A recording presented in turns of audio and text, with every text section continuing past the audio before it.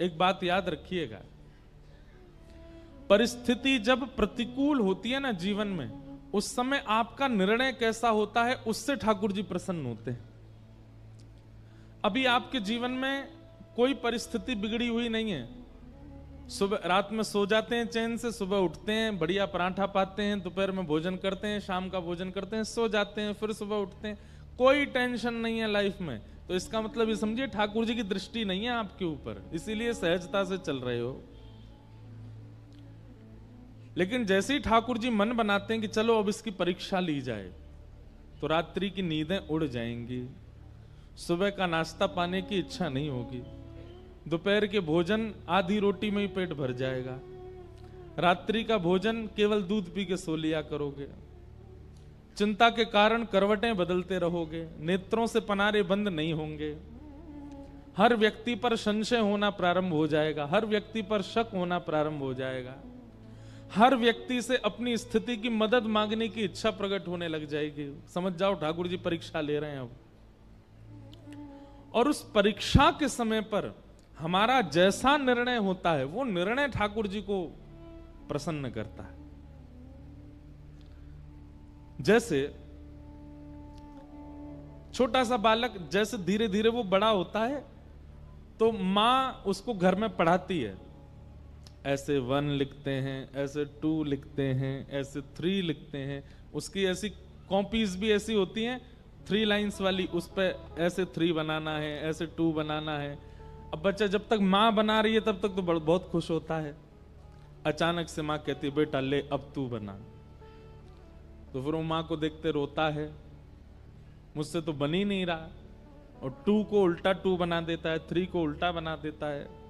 इस प्रकार फिर उसकी परीक्षा होती है, 1-2 बार तो माँ हंसती है, और 4थी 5वीं बार माँ हाथ में स्केल लेके बैठती है, बोले बना अच्छे से। और फिर वो बालक ये सोचता है मेरी सबसे बड़ी शत्रु मेरी माँ है, मेरे पिताजी बस मुझसे प्यार करते हैं, क्यों? क्योंकि वो होमवर्क नहीं करवाते मुझसे, माँ करवाती है।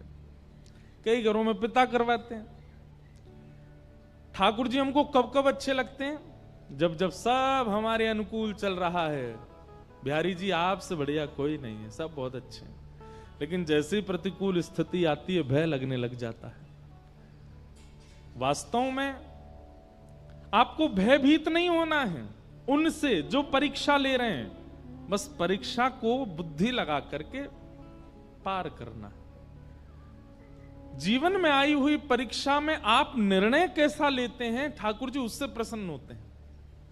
ठाकुर जी तो एक टास्क बना करके आपके जीवन में भेज देते हैं, और फिर ठाकुर जी इच्छा उनकी ऐसी होती है कि आप उससे निकलो, आप उसको पार करो।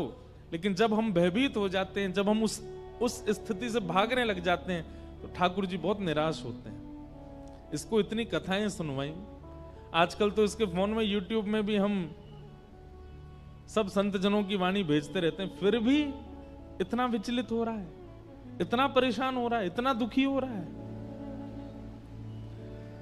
लेकिन जीवन में आई हुई परिस्थिति को परीक्षा मान करके और निर्णयात्मक बुद्धि से जब उसको पार कर लेता है कोई व्यक्ति, विचलित नहीं होता, ठाकुर जी उससे बहुत प्रसन्न होते हैं। इसलिए हमारी प्रार्थना बंधुओं, जब परीक्षा आती है, आती सबके है, मैं व्यास हूं मेरे जीवन में नहीं आती होगी ऐसा नहीं है, सबके जीवन में आती है। पर उस परीक्षा के समय पर विश्वास मत तोड़िए ठाकुर जी पर। आप लोग, मुझे पता है कई लोगों की ऐसी ऐसी परिस्थिति होती है, कभी कभी एकांत में जब मैं सुनता हूं तो मैं खुद सोच में पड़ जाता हूं कि इस परिस्थिति से कैसे निकलेगा। लेकिन संसार में एक भी परिस्थिति ऐसी नहीं है जिससे एग्जिट पॉइंट ठाकुर जी ने ना बनाया हो, सबका है। बस आप विचलित मत हो। किसी किसी की पहेली ज्यादा बड़ी है, किसी की छोटी है, पर सब पहेली का हल है। इसलिए विचलित मत होइए, बहुत शांत हृदय से, शांत बुद्धि से अपने निर्णय लीजिए और निकल पड़िए आगे।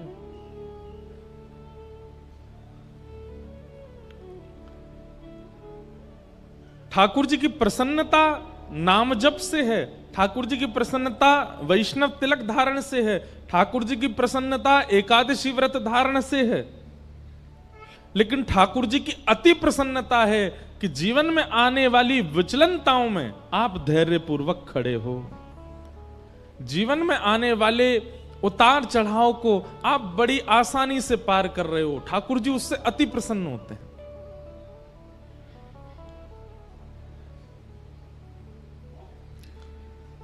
द्रौपदी और पांडवों के प्रति जो ठाकुर जी का प्रेम है ना, वो इसीलिए है क्योंकि इतनी परिस्थितियां आई और पांडव टूटे नहीं, द्रौपदी टूटी नहीं। आज तो परीक्षा की पराकाष्ठा हो गई। बालक कितना प्रिय होता है मां को। बालक कभी अगर ऊधम मचाता है तो मां सबको डांट देती है, बोले इसको कुछ मत कहो, ये ऊधम करे मुझे बताओ, मैं इसको मारूं डांटू कुछ भी, और कोई इसको छुएगा नहीं। कई बार मां ऐसा बोल देती है टीचर्स को भी कि ज्यादा ऊधम मचाए तो आप इसको देख लेना, लेकिन फिर थोड़े अगर वही टीचर उसको पीट पाट दे तो फिर मां फिर लड़ने आ जाती है। बोले आपने इसको क्यों मारा, बोले इसने होमवर्क नहीं किया, तो बोले आप मुझे बताओ आप क्यों मार रहे हो। मां कभी नहीं देख सकती कि उसके पुत्र को उसके अलावा कोई और डांटे, पर यहां द्रौपदी के 5 बालक मार दिए गए और वो हत्यारा सामने खड़ा है और द्रौपदी कहती है इसको मुक्त कर दो। कल हमने इसी विषय पर बृहद चर्चा की थी। 5 बातें कहीं, धर्मम न्यायम शकरुणम निर्वलीकम समम महत। द्रौपदी की बात में धर्म है, न्याय है, करुणा है, समता है। ठाकुर जी उससे प्रसन्न हो गए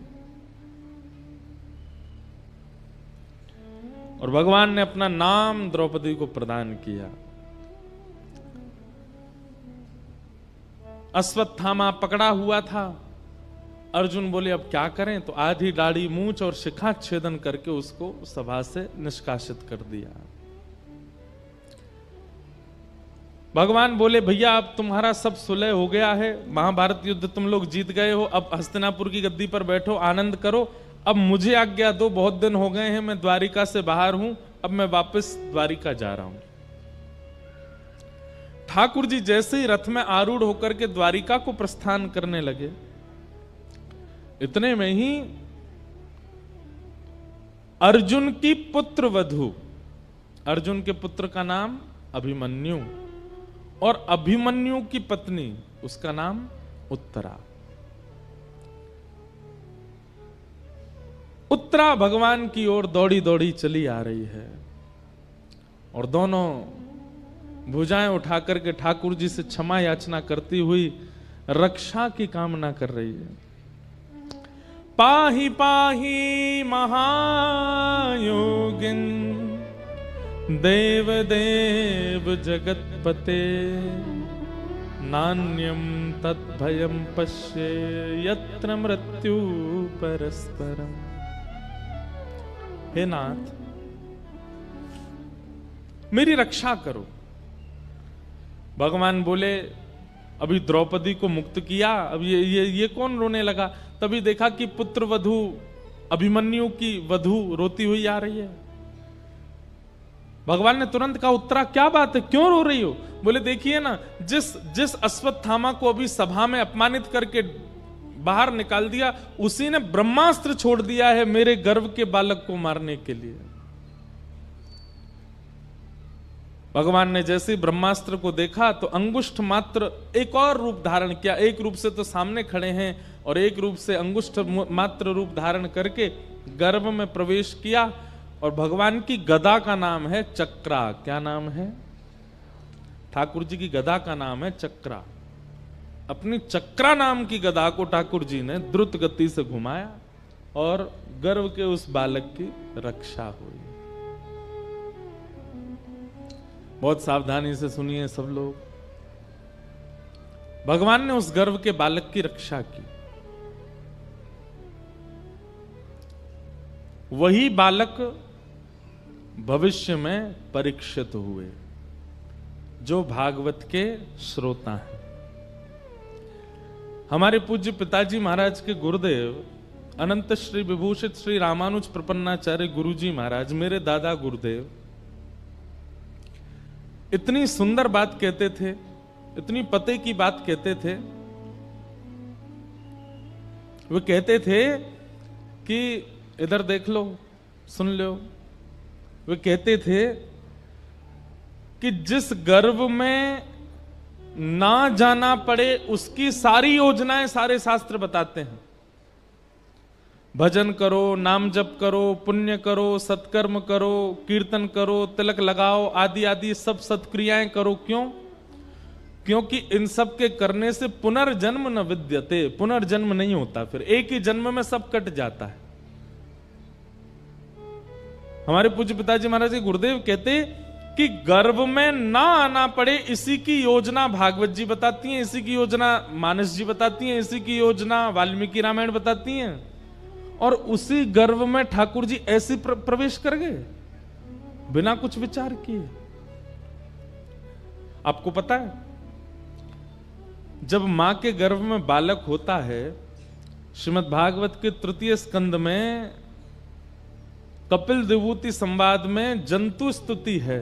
वहां पर भगवान कहते हैं कि नरक से भी ज्यादा कष्टदायी होता है मातृगर्भ।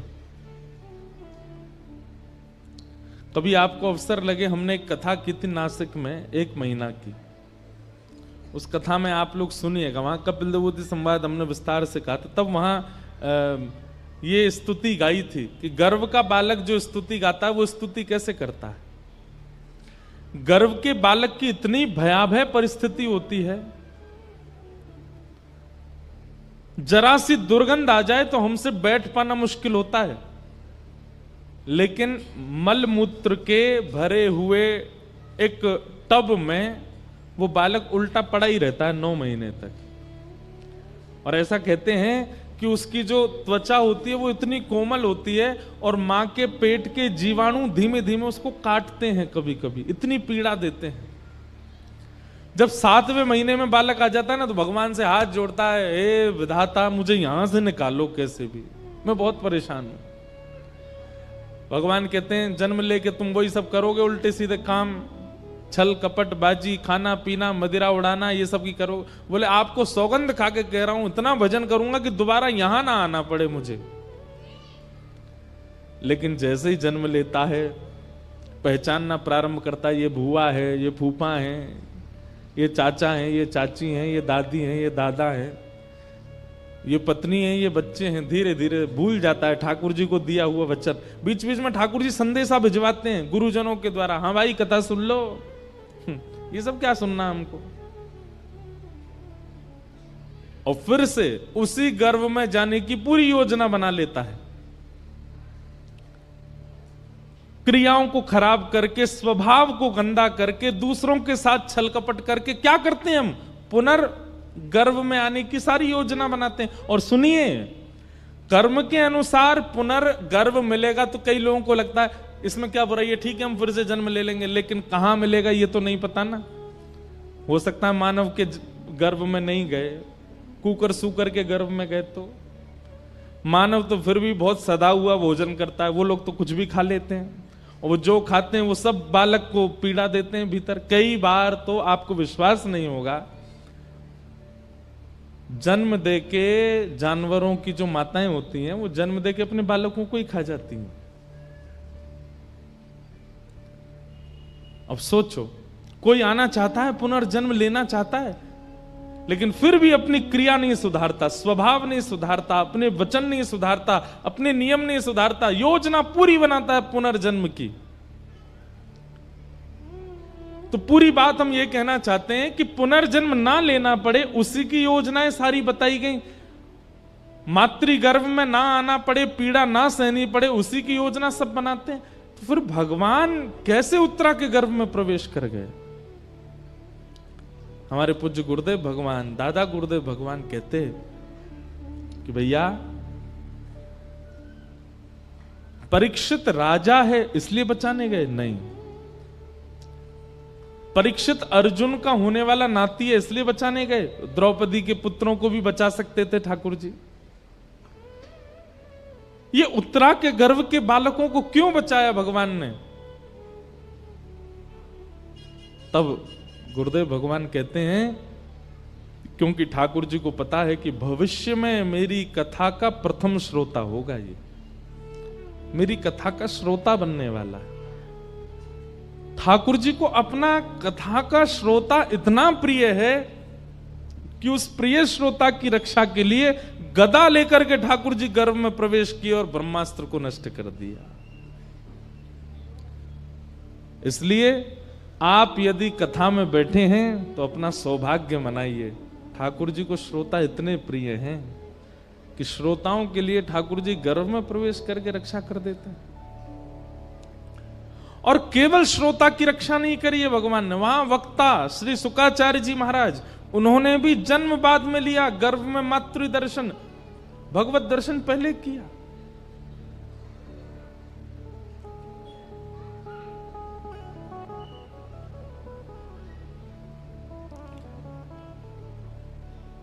भगवान ने उत्तरा के गर्भ में प्रवेश करके उनके बालक की रक्षा की, और रक्षा करने के पश्चात भगवान बोले अब सब मंगल है, ब्रह्मास्त्र नष्ट हो गया आकाश में, अब हम चलें। तो कुंती स्तुति गाने लगी भगवान की। कुंती ने बहुत सुंदर स्तुति गाई। कुंती कहती हैं, नमस्ये पुरुषं त्वाद्यं ईश्वरं प्रकृते परम् अलक्ष्यं सर्वभूतानामन्तर्बहिरवस्थितम् माया जवनिकाच्छन्नः आज्ञादोक्षजमव्ययम् न लक्ष्यसे मूढदृशां नटो नाट्यधरो यथा कि तथा परमहंसानां मुनीनां अमलाशनां भक्तियोग विधानार्थं कथं पश्येम हि स्त्रियः। कुंती ने भगवान की स्तुति गाई। विस्तार का अवकाश नहीं है, आज नंदोत्सव है ठाकुर जी का। अभी प्रथम स्कंद पर हम हैं, धीमे धीमे सब प्रसंगों को स्पर्श करते हुए चलेंगे आगे। कुंती ने भगवान की स्तुति गाई। भगवान कुंती की स्तुति सुन के अब द्वारिका प्रस्थान करने लगे। तो पांडवों में श्री युधिष्ठिर जी रोने लगे। भगवान ने युधिष्ठिर की ओर देखा, क्यों रो रहे हो भैया? तब युधिष्ठिर के मन में आया कि मैंने बहुत बड़ा अत्याचार कर दिया महाभारत युद्ध के द्वारा, मुझे नरक जाने से कोई नहीं बचा पाएगा। तब भगवान ने सोचा कि मेरे संग रहते हुए मेरी आज्ञा से युद्ध करने पर भी इनको संशय है अपनी गति पर। समझ रहे हैं बात को? बहुत ध्यान से सुनिए सब लोग। ठाकुर जी कह रहे हैं कि मैं साथ खड़ा था और पूरा युद्ध का नेतृत्व मैं कर रहा था, फिर भी युधिष्ठिर को संशय है अपनी गति पर। आप यदि भागवत सुनते हैं, आप यदि कथा श्रवण करते हैं, सत्संग करते हैं, रसिक जनों की वाणी सुनते हैं, और उसके बाद कभी आपको संशय होने लग जाता है अपने जीवन पर, ठाकुर जी को बहुत पीड़ा होती है, तो फिर कथा क्यों सुनते हो? रसिक जनों की वाणी क्यों सुनते हो? आपको अपने जीवन पर संशय कैसे हो सकता है?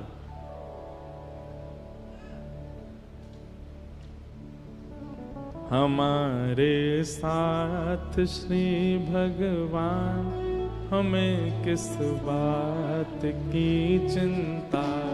हमारे साथ श्री भगवान, हमें किस बात की चिंता।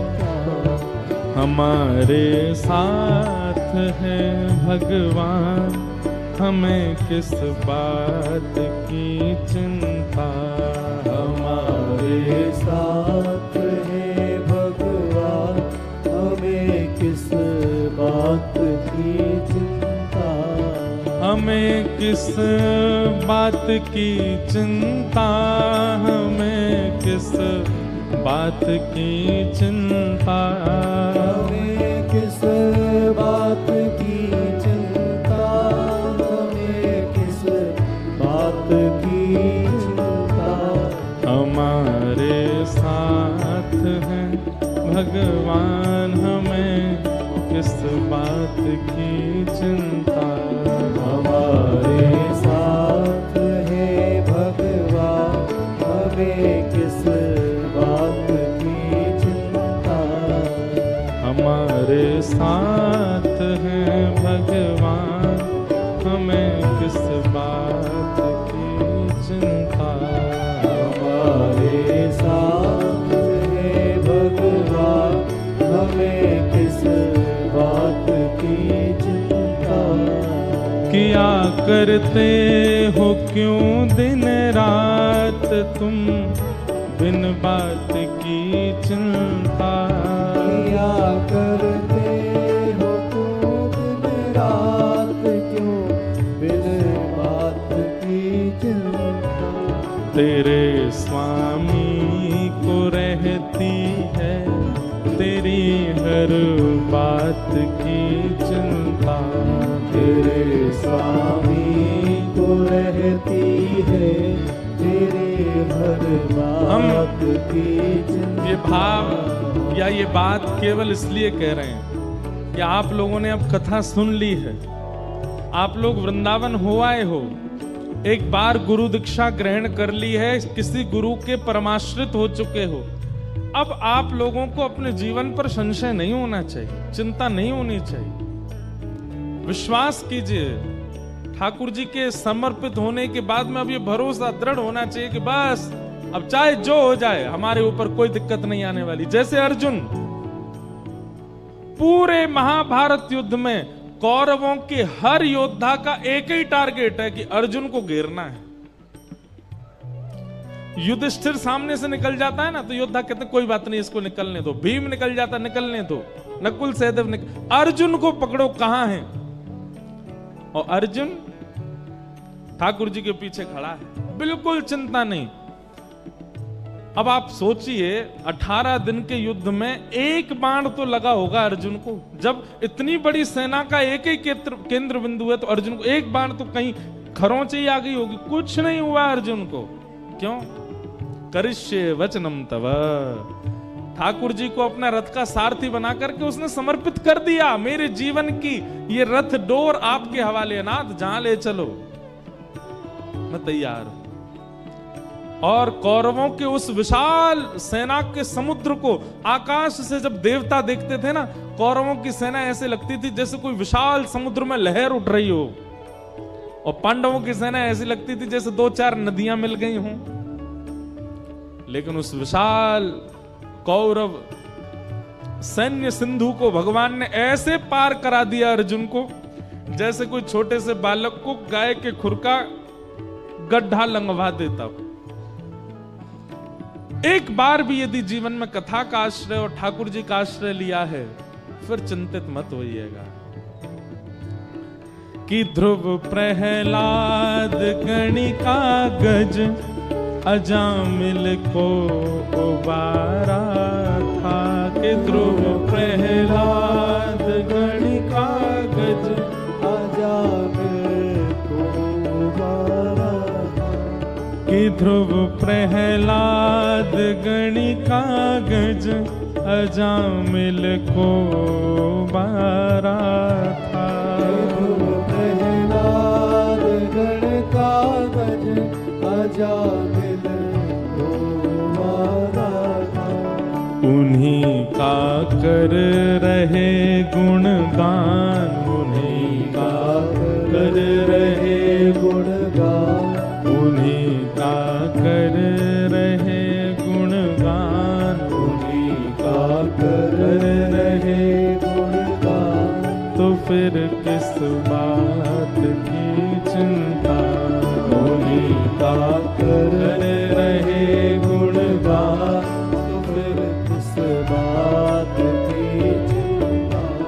दीवाने बन गए हैं अब, हमें दुनिया से क्या लेना।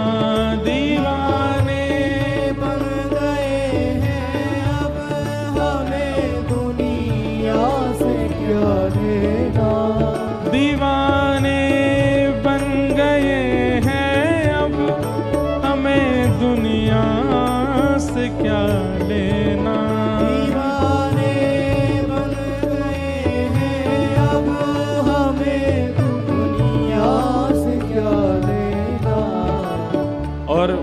समर्पित व्यक्ति का लक्षण क्या है, वो सब दे देता है ठाकुर जी को। आप जब ठाकुर जी के आगे शीश झुकाते हैं, गुरु दीक्षा ग्रहण करते हैं, कथा श्रवण करते हैं, इसका मतलब क्या है, आपने स्वयं को अर्पित कर दिया।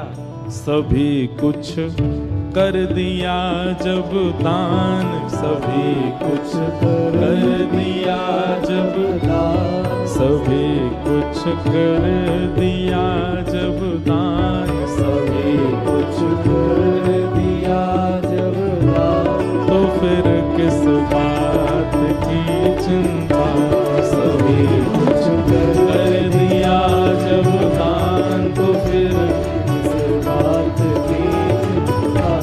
हमारे साथ श्री भगवान, हमें किस बात की चिंता। हमारे साथ ही भगवान, हमें किस बात की चिंता। दीवाने बन गए हैं अब, हमें दुनिया से क्या लेना। दीवाने बन गए हैं अब, हमें दुनिया से क्या लेना। दीवाने बन गए हैं अब, हमें दुनिया से क्या लेना। दीवाने बन गए हैं अब, हमें दुनिया से क्या लेना। सभी कुछ कर दिया जब दान, सभी कुछ कर दिया जब दान, सभी कुछ कर दिया जब दान, सभी कुछ कर दिया जब दान, तो फिर किस बात की चिंता। सभी कुछ कर दिया जब दान, तो फिर किस बात की चिंता। हमारे साथ हैं भगवान, तो फिर किस बात की चिंता। हमारे साथ है भगवान, तो फिर किस बात की चिंता। युधिष्ठिर का रोना ठाकुर जी को अच्छा नहीं लग रहा है। भगवान बोले, महाभारत युद्ध की पूरी योजना मेरे नेतृत्व में हो रही है, अर्जुन को चिंता नहीं है, लेकिन युधिष्ठिर रो रहा है। और क्या कह के रो रहा है कि अब मुझे नरक में भी स्थान नहीं मिलेगा, मैंने बहुत बड़ा गलत काम कर दिया, मैंने महाभारत युद्ध करके बहुत गलत कर दिया। ठाकुर जी बोले, इसको विश्वास ही नहीं है मुझ पर। तब भगवान बोले, अब अपने प्रति मैं कैसे विश्वास प्रकट करवाऊं कि भाई मुझ पर भरोसा कर। तब भगवान बोले कि जब मैं स्वयं किसी का विश्वास अपने प्रति प्रकट नहीं करवा पाता, तो फिर वह विश्वास कोई भक्ति प्रकट करवाता है। एक बात कहें, आपसे बुरा नहीं मानिएगा, यदि आपने कभी सत्संग नहीं किया होता, कथा नहीं सुनी होती, किसी संत का आश्रय नहीं लिया होता, किसी वक्ता की वाणी नहीं सुनी होती, और कहीं आपको सुनाम की गली में साक्षात श्री बिहारी जी प्रकट होकर दर्शन दे देते, तो आप क्या करते? भैया सुबह सुबह कोई और काम नहीं है, आ गए हो सज धज के, चलो कहां से आए हो, कौन हो, क्या नाम है आपका, काम धंधे का समय, कहां से आए हो, चलो निकलो यहां से। बिहारी जी कहेंगे, वाह भाई, हमें जाने ही ना है, हम तो प्रेम ही ना है, हमें भरोसा ना है। ये विश्वास, ये रूप माधुरी का दर्शन, ये उनके प्रति समर्पण कौन करवाता है? कथा ही तो करवाती है, कोई भक्ति ही तो करवाता है। ठाकुर जी बोले, युधिष्ठिर के चित्त में जो अविश्वास प्रकट हुआ है, इसको विश्वास में परिवर्तित करने के लिए अब कोई भक्त का आश्रय लेना पड़ेगा। तभी भगवान को याद आया कि ओहो, बाणों की सैया पर लेटे मेरी प्रतीक्षा कर रहे हैं भीष्म पितामह, चलो उनके पास। और भगवान पांडवों को लेकर के भीष्म पितामह के पास गए। भीष्म पितामह को इच्छा मृत्यु का वरदान है, इच्छा मृत्यु का वरदान। इच्छा मृत्यु का वरदान मतलब जब तक वो ना चाहें, चाहे शरीर बीच से अलग कर दिया जाए, मरेंगे नहीं। छन्नी तो बना ही दिया, रोम रोम में बाण लगा है भीष्म पितामह के, बाणों के सैया पर लेटे हैं। लेकिन प्राण नहीं गए। क्यों? उन्होंने इच्छा मृत्यु के वरदान को सार्थक किया। और क्या विचार करके सार्थक किया? कि मैं ऐसे प्राण नहीं त्यागूंगा। मेरे प्राण कब निकलेंगे? बोले शंख चक्र गदा पद्मधारी द्वारिकाधीश मेरे सामने खड़े होंगे, उनके नेत्रों में मैं निहार रहा हूंगा, उनसे दो बातें हृदय की कर लूंगा, उसके बाद मेरे प्राण निकलेंगे। अब उससे पहले चाहे मेरे शरीर को कोई बीच से काट दे, मेरे प्राण नहीं निकलेंगे। मृत्यु देवी सामने खड़ी है हाथ जोड़ करके, महाराज आपके रोम रोम में बाण लगा है, रक्त की एक बूंद नहीं बची है अंदर। अब तो मुझे आज्ञा दीजिए कि मैं आपको ले चलूं। भीष्म बताऊं बोले खड़ी रहे, जब तक श्याम सुंदर नहीं आएंगे उनका दर्शन नहीं कर लूंगा, प्राण नहीं त्यागूंगा मैं एक बात कहता हूं बंधुओं कि इच्छा मृत्यु का वरदान प्रत्येक मानव को मिला हुआ है। ध्यान से सुनिएगा, इच्छा मृत्यु का वरदान प्रत्येक मानव को मिला है। लेकिन बात यहां अटक जाती है कि मानव ने कभी मृत्यु की इच्छा ही प्रकट नहीं की। कोई भी व्यक्ति मृत्यु की इच्छा प्रकट करता ही नहीं, उसको जीवन की ही इच्छा है, जीवित रहने की ही इच्छा है।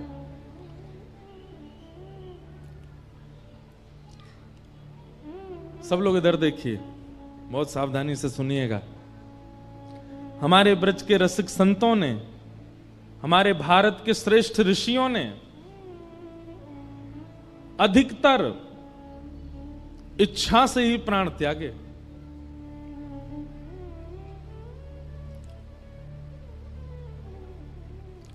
मृत्यु की इच्छा बलवान नहीं है उनके आगे, हमारे आगे है। पर हमारे ब्रज के और भारत के कई ऋषियों ने अपनी इच्छा से प्राण त्यागे।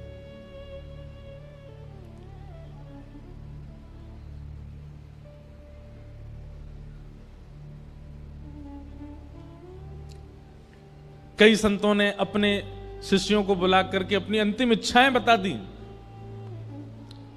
कई महापुरुषों ने अपने प्राण त्यागने से 2 दिन पहले मौन धारण कर लिया, एकांत में चले गए। कई भारत के संतों ने पूरे नगर से और समाज से एकांत ले लिया और एकांत में जाकर के प्राण त्यागे। ऐसी ही इच्छा मृत्यु का वरदान हम सबको मिला है, पर हमने कभी इच्छा की नहीं। आप कहेंगे महाराज जी कैसी इच्छा करें, मतलब क्या चाहते हो आप? ब्याह ना करें, बालक बच्चों को पढ़ाएं लिखाएं नहीं, धन ना कमाएं, इच्छा मृत्यु का वरदान करें। सुनिए, अपनी क्रियाएं करते रहिए, पर क्योंकि अकाट्य सत्य है मृत्यु, एक बार तो कभी विचार कीजिए कि मेरी मृत्यु कैसी हो, जब मेरे प्राण जाएं उस समय स्थिति कैसी हो। पीतांबरी कैसी हो, मुखड़े पे एक हंसी हो, छवि मन में ये बसी हो, जब प्राण तन से निकले। इतना तो कहना स्वामी, जब प्राण तन से निकले। आप अपनी सब क्रियाएं करते रहिए, पर एक बार सोच लीजिए कि जब भी मेरा अंत हो, सबका होना है, तो कैसा हो। और अभी कम अवस्था में ही विचार कर लोगे और नित्य विचार करते रहोगे, नित्य विचार करते रहोगे, तो फिर ठाकुर जी योजना बनाएंगे, आपका अंतिम समय वैसे ही जाएगा जैसा आपने विचार किया। पर हमने कभी विचार किया ही नहीं कि हमारा अंतिम काल कैसे जाए। इसीलिए अधिकतर या तो हॉस्पिटलों में जाता है, या तो दवाइयों के बीच में जाता है, वेंटिलेटर पर जाता है, कहीं भी चले जाते हैं। इस प्रकार से प्राण जाएं, उससे अच्छा तो विचार कर लो।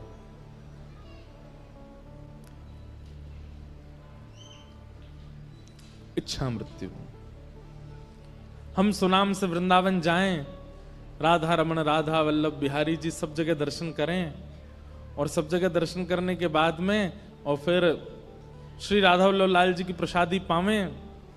वहीं पर एक रसिक महापुरुष की कथा चल रही हो, उनकी कथा श्रवण कर लें, वृंदावन की परिक्रमा करें, ब्रजरज माथे से लगावें, खूब हरिनाम संकीर्तन करते हुए नृत्य करें। सायंकाल का समय हो जाए, सूर्यास्त हो रहा हो, लोग दीपदान कर रहे हैं यमुना जी में, और हम श्री यमुना जी के तट पर बैठे हैं, रज में सुख आसन में बैठे हैं, नेत्र बंद हो जाएं, और तभी श्री प्रियालाल जी के सुंदर अंग की सुगंध नाक में आने लगे। नेत्र खोल करके देखें तो सामने श्याम वर्ण की श्री यमुना जी में से दिव्य ठाकुर जी का स्वरूप प्रकट हो जाए। श्री प्रिया प्रियतम युगल सरकार का नित्य दर्शन एक क्षण के लिए, एक झलक बस हमको दिखे, और उसी समय श्री धाम में ही हमारे प्राण चले जाए, ऐसा विचार कर लिया। हम कथा सुन रहे हूं, आदि आदि जैसा आपको प्रिय लगे। लोग इतने ज्यादा खतरनाक हैं संसार के। एक बार मैं ये बात बोल रहा था कथा में, तो एक बालक आया अगले दिन मेरे पास। बालक नहीं था 25-26 साल का। मैंने क्या बात है भाई, सब लोग अपने अपने भाव बताते हैं। बोले महाराज जी कल आप कह रहे थे इच्छा मृत्यु का वरदान। मैंने हाँ। बोले मैंने भी सोचा, कल रात भर सोचा मेरी इच्छा मृत्यु कैसी हो। मैंने कैसी हो भाई? बोले महाराज जी दुबई में मेरा बहुत बड़ा बंगला बन जाए, करोड़ों की मुझ पर 5-6 गाड़ियां हों, और भगवत कृपा से मेरे 2-3 ब्याह हो जाए। मैंने कहा वाह भाई। मैंने कहा और? बोले मेरी मनचाही वस्तु जो मैं पाना चाहता हूं उसको मैं खा लूं, खा करके मेरा पेट भरा हो, गाड़ियों की इच्छा, घर की इच्छा, धन की इच्छा, पत्नी की इच्छा, बच्चों की इच्छा सब पूरी करके खूब प्रसाद पा करके यहां तक अपना पेट भरूं, और महाराज सभी मेरे प्राण निकल जाएं।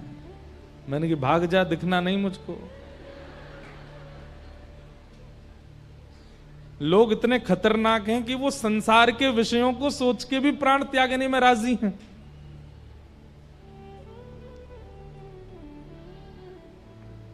नरक ही मिलेगा अगर ऐसा कुछ सोचा तो,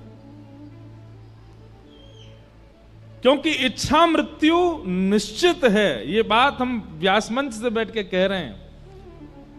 अगर विचार कर लिया और नित्य अपने भजन से पहले नित्य चिंतन किया जाए, मेरे अंतिम काल ऐसा हो, और फिर उसके बाद अपना साधन करें, अपना भजन करें, अपना गुरु मंत्र करें, अपना नाम जप करे, नित्य इसी प्रकार की क्रिया करता रहे, उसका अंत फिर वैसा ही होगा जैसा उसने सोचा है। इसलिए आप सब कथा में बैठे हो, कथा श्रवण कर रहे हो, एक सुंदर इच्छा मृत्यु का विचार कीजिए कैसी हो। यहां से बाहर मृत्यु की चर्चा करना अपशगुन है। पंडाल से बाहर मृत्यु की बात करो तो लोग बात कहते हैं भाई ऐसी गलत बात नहीं करते, पर यहां मृत्यु की बात करना ही सगुन है।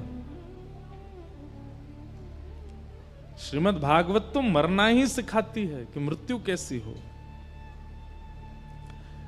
हम तो भीष्म पितामह को अपना आइडल मानते हैं। कितनी भी पीड़ा आई हो, कितने भी संकट आए हो, लेकिन उन्होंने अपनी इच्छा मृत्यु को बरकरार रखा। भले ही कौरवों के संग में रहे, भले ही खूब सुनना पड़ा ठाकुर जी से, लेकिन फिर भी इच्छा मृत्यु, मृत्यु हो तो भीष्म पितामह जैसी, अंत भला तो सब भला। जीवन में आपने क्या किया संसार के लोग सब भूल जाएंगे, पर अंत आपका कैसा था सब याद रखेंगे। भीष्म पितामह का अंत श्रेष्ठ था। बाणों की सैया पर लेटे हैं और तभी द्वारिकाधीश पांडवों के साथ चलते हुए आ रहे हैं। भीष्म पितामह प्रसन्न हो गए, बस मैं अब अपने इच्छा पूरी करूंगा। ठाकुर जी सामने आकर के खड़े हुए। भीष्म पितामह बोले बस सदैव देवो भगवान प्रतीक्षता।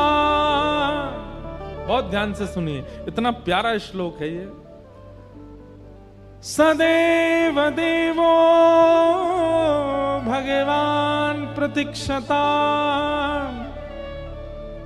कलेवरम यावदिदं हनुम्य प्रसन्न हासारुणलोचलो लस मुखाम्भुजो ध्यान पतश्चतुर्भुज।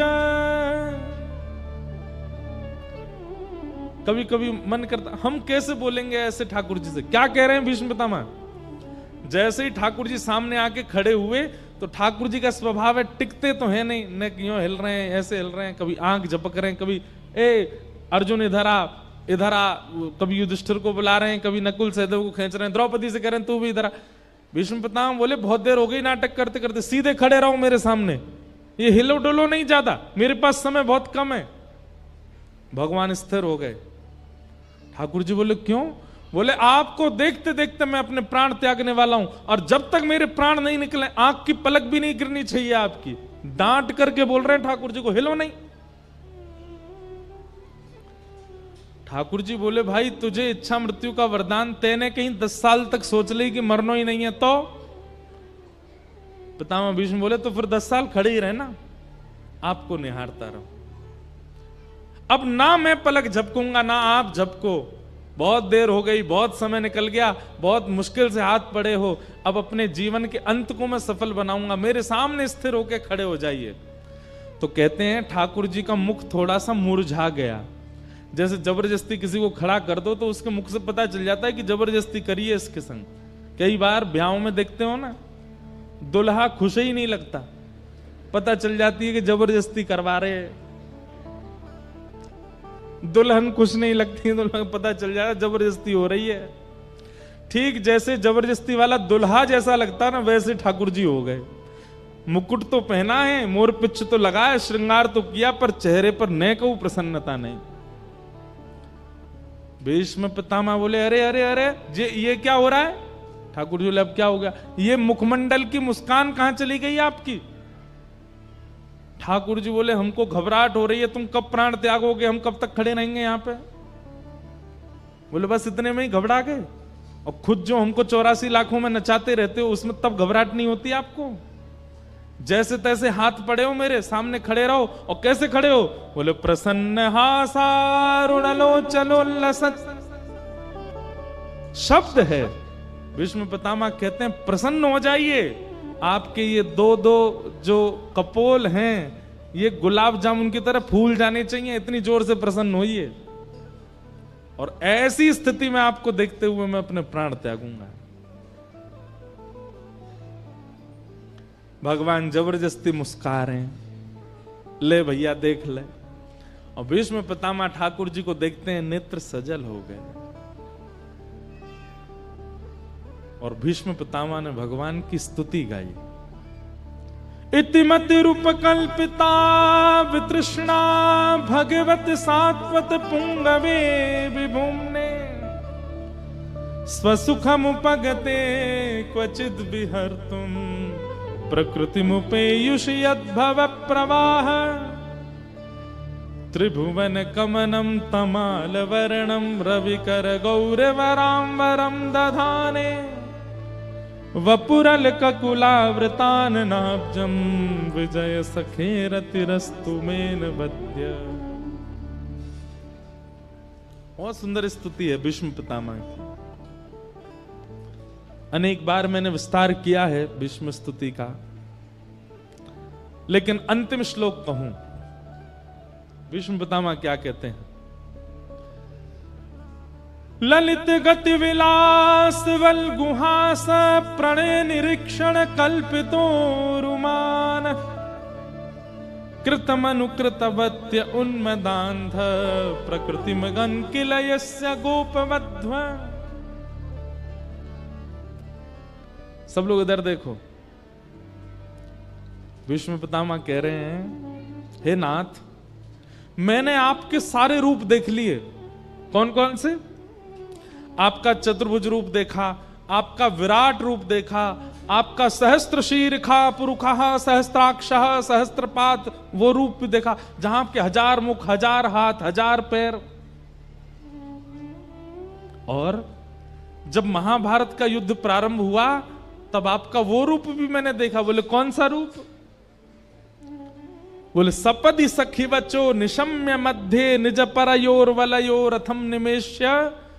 जब रथ भूमि रणभूमि के मध्य में आप अर्जुन के रथ को हाँकते थे, घोड़ों के पैरों से उड़ने वाली धूल आपके मुख पे आती थी और आप लगाम पकड़ करके अपनी बाजू से अपने माथे के बालों को दूर करते थे। शंख चक्र गदा पद्म वाले के हाथ में जब चाबुक और रस्सी देखी मैंने कहा वाह कन्हैया तेरे ये रूप भी अद्भुत है। मैंने सारे रूप देख लिए आपके, पर एक रूप देखने की मेरी अभिलाषा है। भीष्म पितामह बोले, भगवान बोले कौन सा रूप? तब यहां पर कितना सुंदर शब्द है, बोले ललित गति विलास बल गुहास। आप जब ललित गति से चलते हो, ललित गति कैसी है?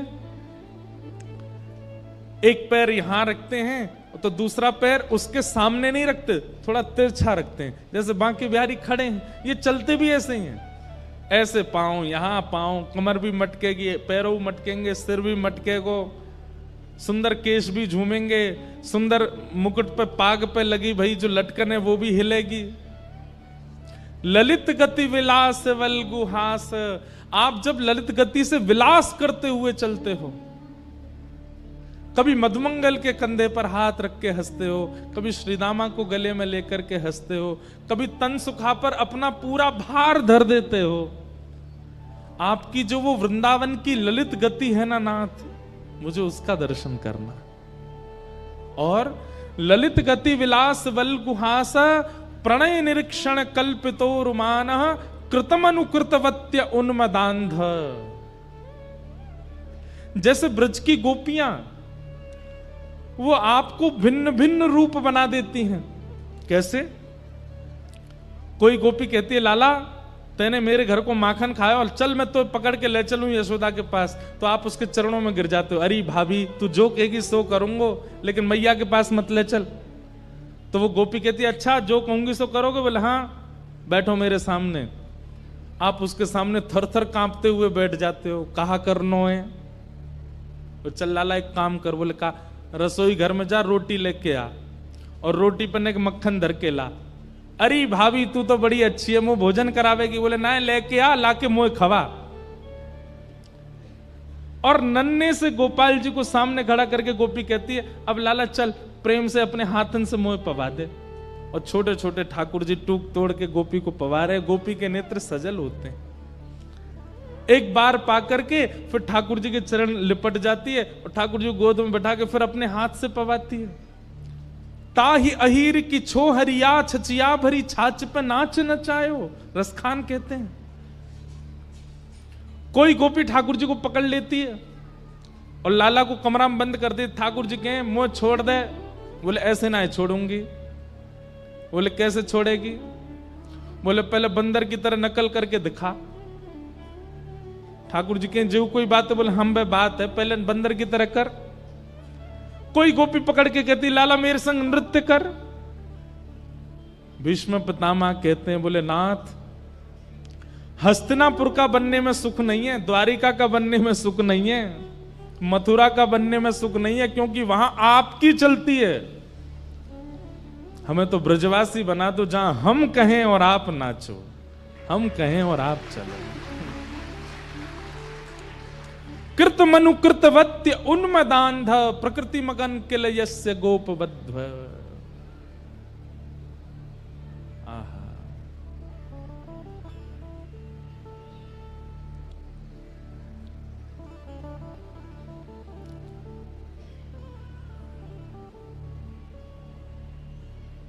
वो ललित गति का मुझे दर्शन करना है। हमारे अष्ट साप के सखा गाते हैं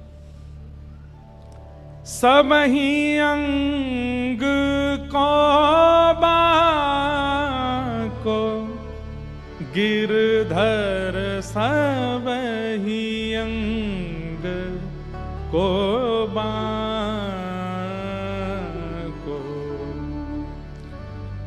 एक भी अंग ठाकुर जी का सीधा नहीं है, सबही अंग को बांको। बांकी चाल चलत गोकुल की चाल चलत गोकुल में, छैल छबीलौता को गिरधर सब ही अंग को बांग को। हे नाथ, मुझ पर कृपा कर दीजिए। मेरे इस अंतिम काल में आपने दर्शन दिया मुझको, इससे मैं बहुत प्रसन्न हूं। पर मैं जाते जाते आपसे मांगना चाहता हूं कि अगला जन्म मुझे वैकुंठ में मत भेजना, स्वर्ग में मत भेजना, अन्य किसी लोक में मत भेजना, मुझे ब्रज वृंदावन में भेज देना, ताकि मैं आपकी ललित गति की चाल देख सकूं। एक गोपी बनकर के मैं भी मक्खन जमाऊं, मैं भी दही बिलो करके मक्खन निकारूं। भीष्म पितामह कह रहे हैं, और मैं भी अपने छीका पे मक्खन धरते भय सोचूं कि या छीका को ने नीचो कर दूं, ताकि कन्हैया आवे तो वह को चोरी करवे में दिक्कत नहीं हो, मुझको वो गोपी बना दो।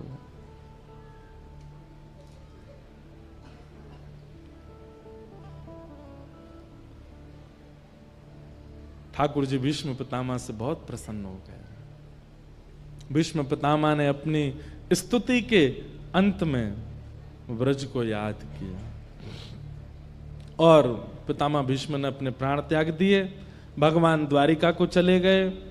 यहां पर परीक्षित का जन्म हुआ। धीरे धीरे परीक्षित बड़े हुए। अर्जुन ने एक बार आकर के संदेश सुनाया कि द्वारिकाधीश लीला पूरी करके चले गए। परीक्षित को राज्य गद्दी पर बिठा करके पांचों पांडव स्वर्गारोहण को चले गए। परीक्षित की आयु ज्यादा बड़ी नहीं, छोटे से थे। ब्राह्मणों के नेतृत्व में बहुत कम अवस्था में 6-7 वर्ष की अवस्था में परीक्षित राजा बन गए। बताओ, एक छत्र सम्राट बन गए। लेकिन ब्राह्मणों के निर्देश में राजपाट संभालने लगे। धीरे धीरे बड़े हुए, उनका विवाह हुआ, जन्मेजय आदि पुत्र हुए। एक दिन परीक्षित को कलयुग मिला। बैल के पैर काट रहा था काला काला व्यक्ति। परीक्षित ने उसको मारने का प्रयास किया तो चरणों में गिर गया और कहा, महाराज मुझे मत मारिए, मैं ब्रह्मा के द्वारा बनाया गया हूं। परीक्षित बोले, कौन हो तुम? बोले, सतयुग के बाद त्रेता आता है, त्रेता के बाद द्वापर, और द्वापर के बाद मेरी आगमन होता है कलयुग। मैं कलयुग हूं। कलयुग नाम सुनते ही परीक्षित घबरा गए। बोले, तुम कैसे आए? बोले, जैसे ही भगवान धराधाम छोड़ करके गए मेरा आगमन हो गया।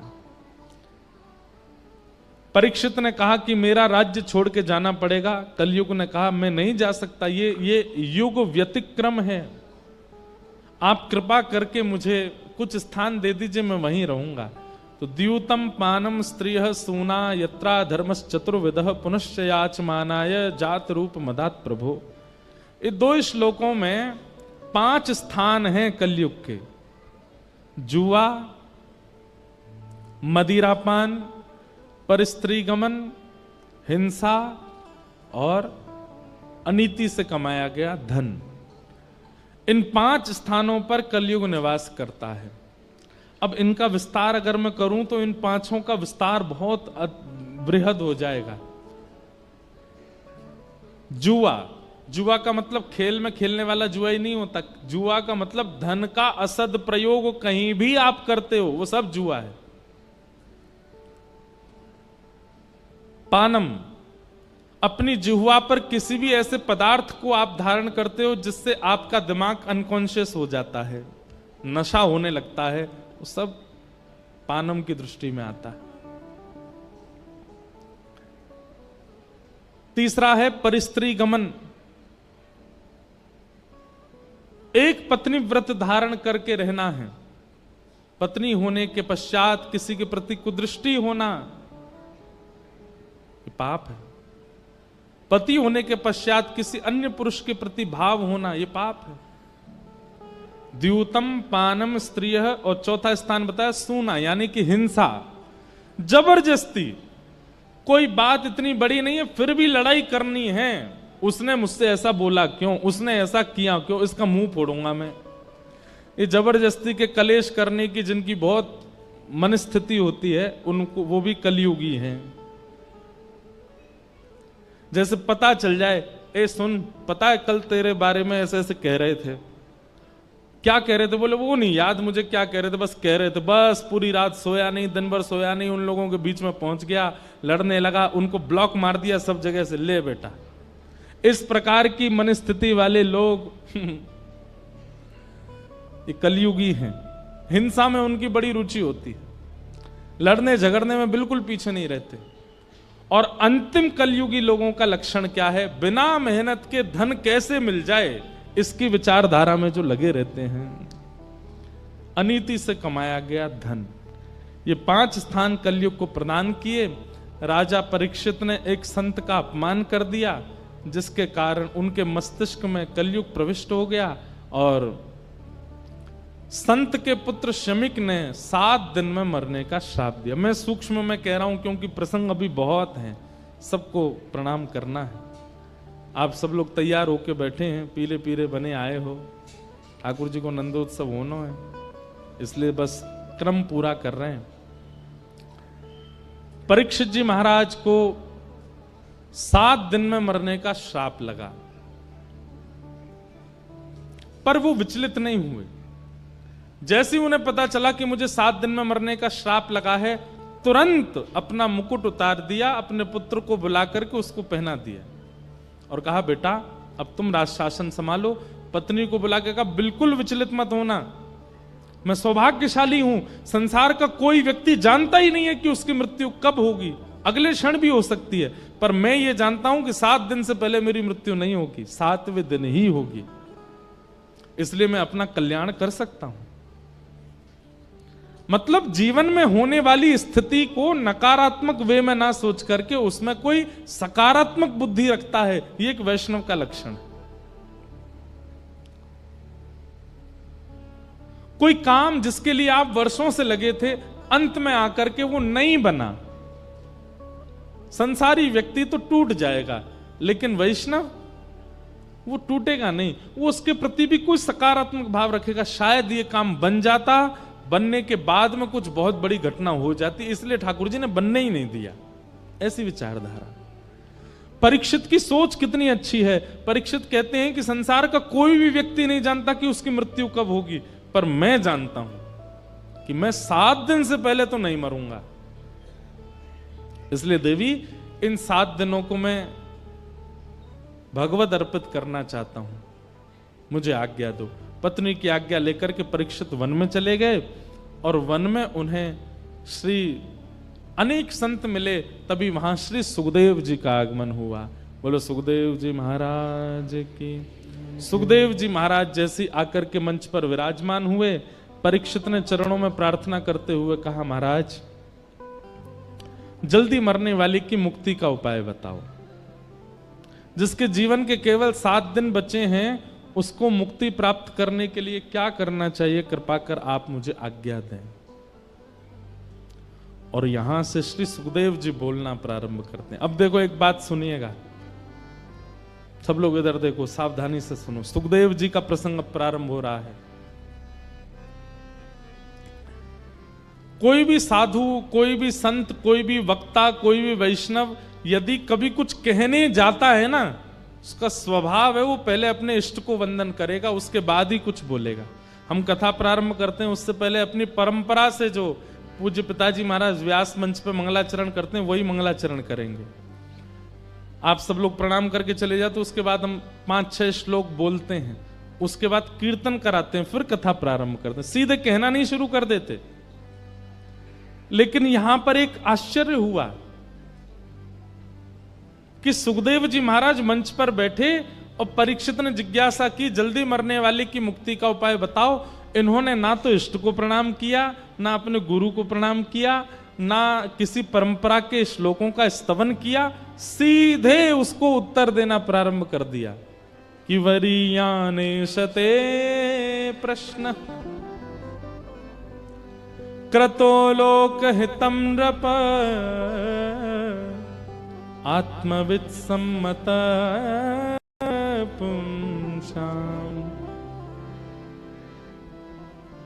वरीयानेशते प्रश्नः कर्तो लोक हितम नृप आत्मविद सम्मतः पुंसाम श्रोतव्यादिषु यः परः। इसका मतलब क्या है? अगर वैष्णव बिना इष्ट को प्रणाम करने बोलने लग जाए तो हो सकता है कहीं ना कहीं वो हमारे किसी भाव से अप्रसन्न है, या फिर हमने जो जिज्ञासा की है वो जिज्ञासा उचित नहीं है, इसीलिए। और वही बात हुई। सुखदेव जी महाराज कहते हैं, बोले राजन, तुमने जो ये प्रश्न किया है ना, जल्दी मरने वाले की मुक्ति का उपाय क्या है, अगर तुमने लोक हित के लिए ये प्रश्न किया है, संसार के लिए ये प्रश्न किया है कि संसार के जो लोग जल्दी मरने वाले हैं वो अपनी मुक्ति कैसे प्राप्त करें, तो तुम्हारा प्रश्न अच्छा है। लेकिन अगर ये प्रश्न कहीं तुमने अपने लिए किया है तो ये उचित नहीं है। परीक्षित बोले, मतलब 7 दिन में मेरी मृत्यु होनी, मैं अपने लिए ही तो पूछूंगा। मैंने संसार के लिए पूछा हो तो ये प्रश्न अच्छा है, अपने लिए अगर पूछ रहा हूं तो गलत है। इस बात का क्या मतलब हुआ?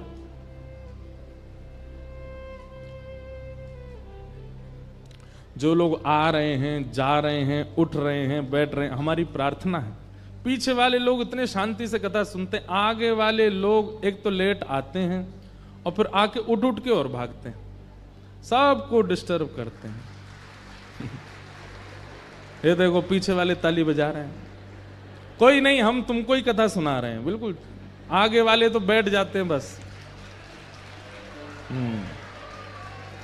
वो बेचारे इतने ध्यान से कथा सुनते हैं, पर ये बीच वाले और आगे वाले, इनको उठने से ही फुर्सत नहीं होती, यहां से आएंगे वहां, हमारा भी ध्यान भंग होता है। इतना अद्भुत प्रसंग चल रहा है। अगर ये आपके जीवन के कई प्रश्नों के उत्तर हैं और फिर बाद में आप यही प्रश्न हमसे एकांत में करोगे, जब मिलने आते हो, महाराज जी इसका उत्तर बता दो, कथा क्यों नहीं सुनी थी?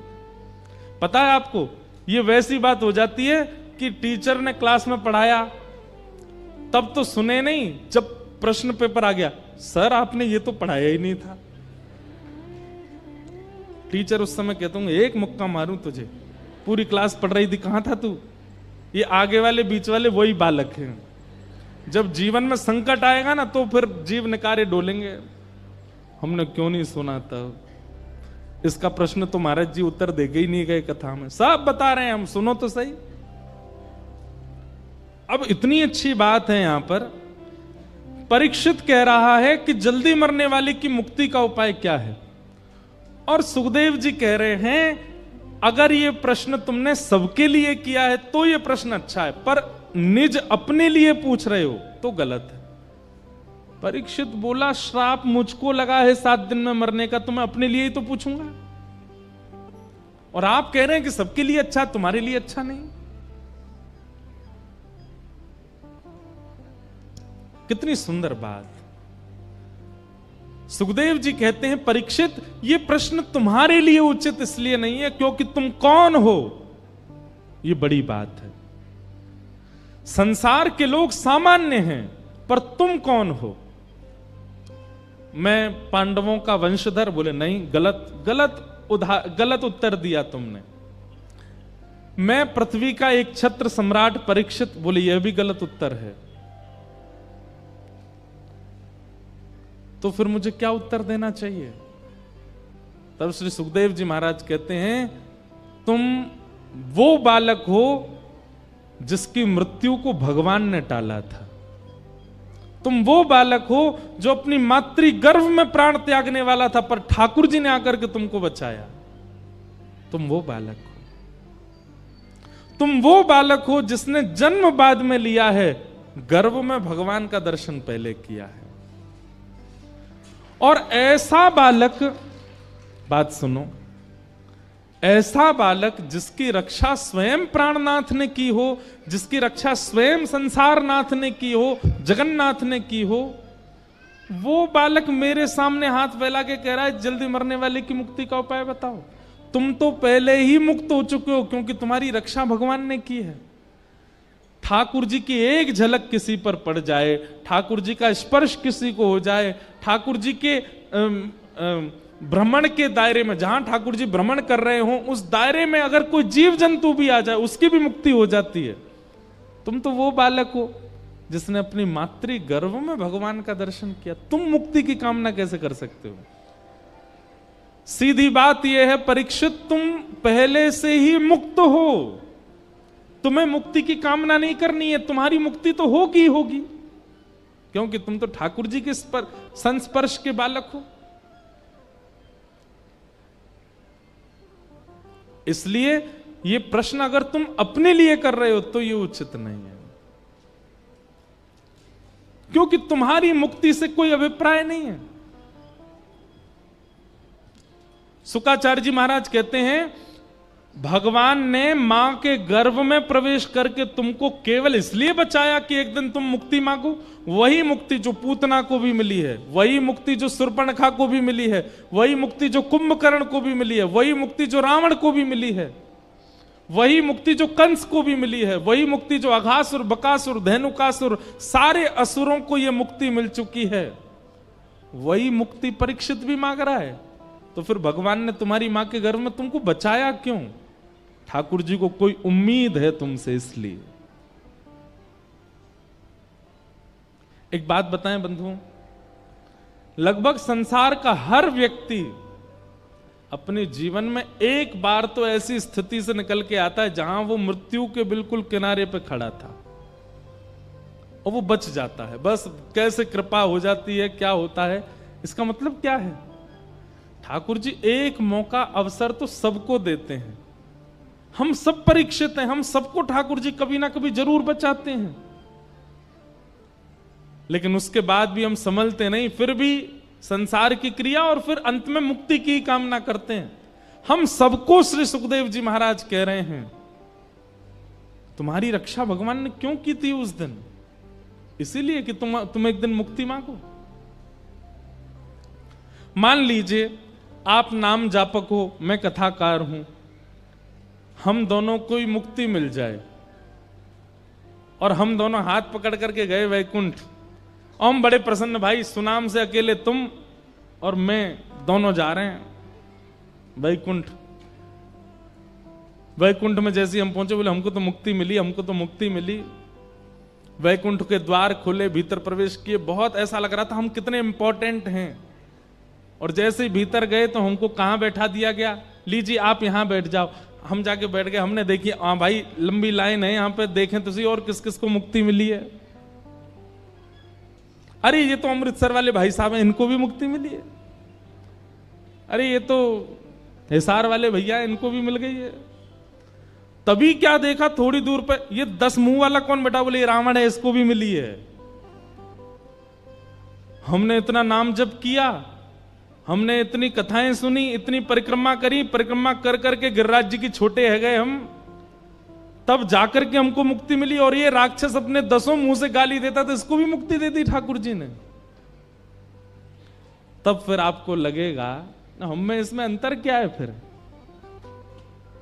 जो भजन करके हमको मिला वो द्वेष करके इसको भी तो मिला है। क्योंकि गोस्वामी जी कहते हैं भाव कुभाव अनख आलसहु, नाम जपत मंगल दिश दशहु। भाव से कुभाव से कैसे भी ठाकुर जी को स्मरण करते हो, मंगल तुम्हारा होगा। मुक्ति की कामना नहीं। परीक्षित, मुक्ति तो तुमको मिली हुई है। परीक्षित ने हाथ जोड़ के कहा तो फिर इन 7 दिनों का मैं क्या करूं?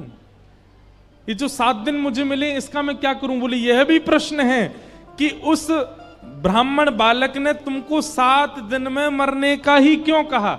ऐसा क्यों नहीं कहा कि अभी इसी वक्त तक्षक सर्प डस दे और राजा परीक्षित की मृत्यु हो जाए? उसने ऐसा क्यों कहा कि अगले 7 दिन में मृत्यु हो? यह भी तुम्हारे ऊपर कृपा है। मुक्ति के लिए 7 दिन की आवश्यकता नहीं। हमारे शास्त्र कहते हैं जिस व्यक्ति ने जीवन भर पाप किया हो, सारे गलत काम किए जीवन में, कोई काम नहीं छोड़ा, और वो अपने अंतिम स्थिति में अंतिम श्वास ले रहा हो और उसी समय कोई रसिक आकर के कान में एक बार बोल दे श्री राधा, श्री कृष्ण, श्री वृंदावन, श्री गिरिराज, श्री गोवर्धन। एक नाम भी कोई बोल दे और उसके प्राण निकल रहे हों, भले ही उसने जीवन में कितने भी पाप किए हों, अंतिम काल में यदि कान में कोई भगवान नाम आ गया और उसके प्राण निकल गए, तो यहां स्पष्ट लिखा है योगी नाम नृप निर्णीतम हरेर नामानुकीर्तनम। हरि का नाम यदि अंतिम काल में कान में पड़ गया तो मुक्ति निश्चित है। फिर जीवन के सारे आपके चैप्टर क्लोज कर दिए जाएंगे। इसने गलत खाया, गलत पिया, गलत व्यवहार किया, सब खत्म। अंत में भगवान नाम सुन लिया, वैकुंठ। परीक्षित, मुक्ति के लिए 7 दिन जरूरी नहीं होते, एक क्षण बहुत है। तुमको 7 दिन मिले हैं। परीक्षित बोले भगवान अब मैं क्या करूं, मुझे बताओ। बोले तुम मुक्ति मत मांगो, तो क्या मांगू? बोले भक्ति मांगो। बोले इन दोनों में अंतर क्या है? इतना सुंदर अंतर बताते हैं। मुक्ति का मतलब मृत्यु के बाद भगवान का दर्शन, और भक्ति का मतलब जीते जी भगवान का दर्शन। अब तुम्हारा उद्देश्य यह नहीं होना चाहिए कि 7 दिन बाद तक्षक सर्प डसे और विमान आए और तुमको वैकुंठ ले जाए। तुम्हारा उद्देश्य अब यह होना चाहिए 7 दिन बाद तक्षक सर्प आए, उससे पहले शंख चक्र गदा पद्मधारी श्रीमन नारायण आ जाएं और जीवित अवस्था में तुमको दर्शन दे दें, उसके बाद तुम्हारी मृत्यु हो। तुम्हारा उद्देश्य यह होना चाहिए। अपनी जीवित अवस्था में प्राण वायु भीतर है, नेत्र खुले हों, कान खुले हों, और उस क्षण ठाकुर जी दिखें, फिर प्राण त्यागें। हमारी स्थिति क्या प्राण त्यागने के बाद भगवान से मिलना है? नहीं, जीवित अवस्था में मिलना है। और प्राण त्यागने के बाद भगवत दर्शन को मुक्ति, जीवित अवस्था में भगवत दर्शन को भक्ति। भक्ति मांगो। परीक्षित की स्थिति ऐसी हो गई, अब उनको चिंता नहीं थी मृत्यु की, अब तो चरण पकड़ लिए। बोले मुझे मुक्ति भुक्ति कुछ नहीं चाहिए। मैं एक भाव गाता हूं। मुक्ति भुक्ति ना मागत केवल, मुक्ति भुक्ति ना मागत केवल। हमें मुक्ति नहीं चाहिए तो अपनो जान निहारो किशोरी राधे। अपनो जान निहारो किशोरी राधे। अपनो जान संभालो किशोरी राधे।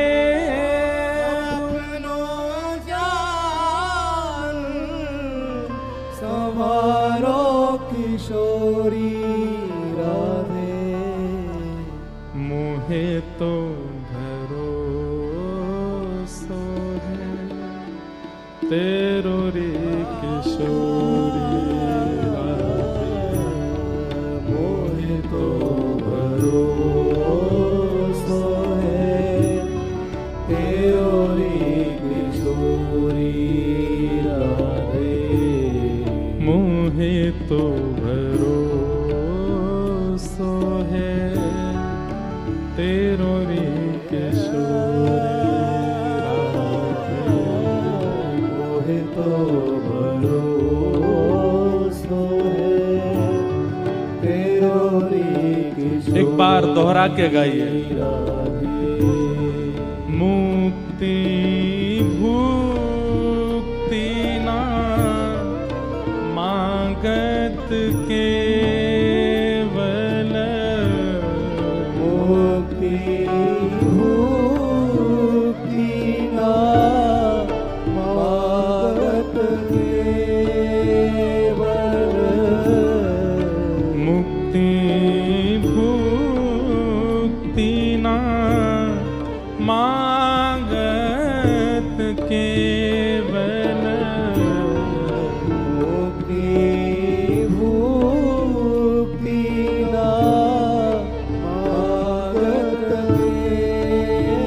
तो फिर अपना जान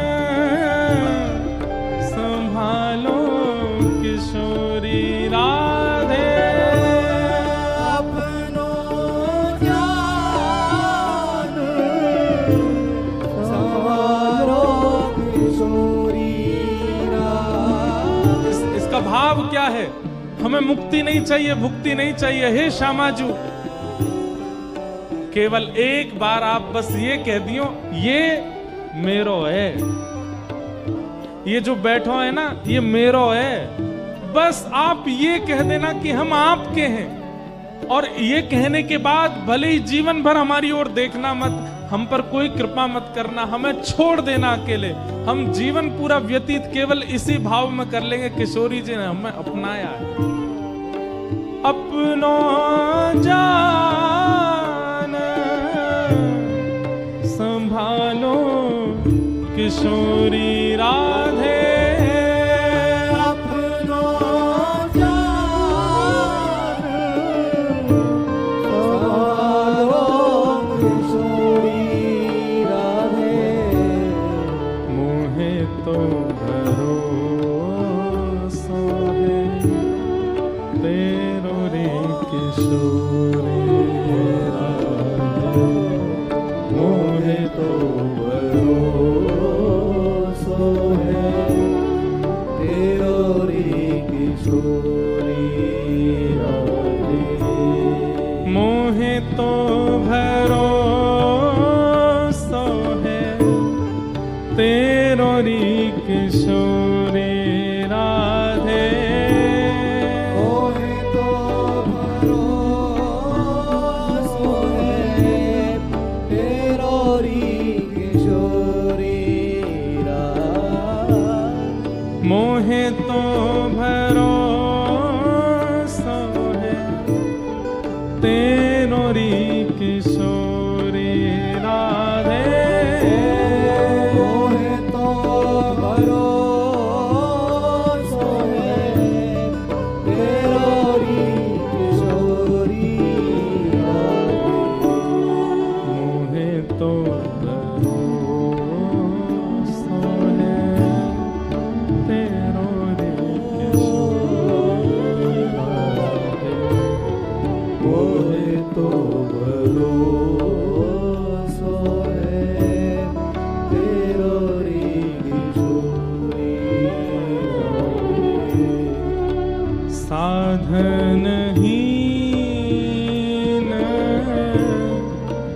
दीन में राधे। साधनहीन दीन मेरा राधे। तुम करुणामयी प्रेम अगाधे।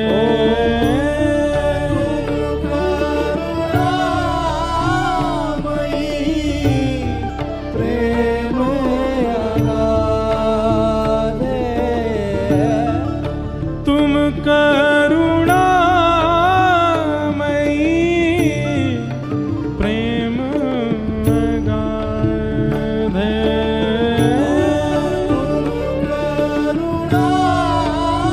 करुणामयी प्रेम अगाधे। मोहे तो भरोसा है तेरो रे किशोरी राधे। मोहे तो भरोसा है तेरो रे किशोरी राधे। तेरो रे किशोरी राधे। तेरो रे किशोरी राधे। तेरो रे किशोरी राधे। तेरो रे किशोरी राधे। और कोई कामना नहीं है हमारी। और ये बात मैं नहीं कह रहा हूं, ये स्वयं श्री परीक्षित जी महाराज को सुखदेव जी समझा रहे हैं कि मुक्ति की कामना मत रखो, भागवत जी के प्रति तो भक्ति की कामना रखो, और केवल ये कामना रखनी है कि मृत्यु हो उससे पहले एक बार बस ठाकुर जी प्रसन्न होके कह दें कि हाँ मैंने तू स्वीकार कर लियो, बस फिर चाहे प्राण चले जाएं।